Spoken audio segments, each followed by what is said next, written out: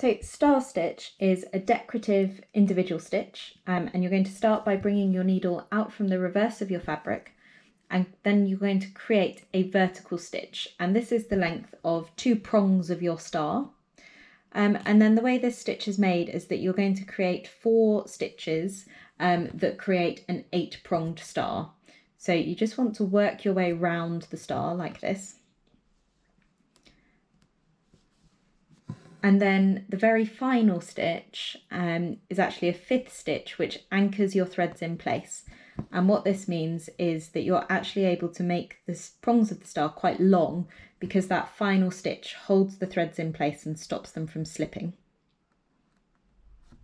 So there's my 8 points. And then I'm just going to bring my needle up between 2 prongs of the star as close to the centre as I can. And then I'm going to make that tiny stitch to go back down in the opposite spoke. And that holds all my threads in place and allows me to actually make that star quite big if I wanted to. So you can see there, and that is star stitch.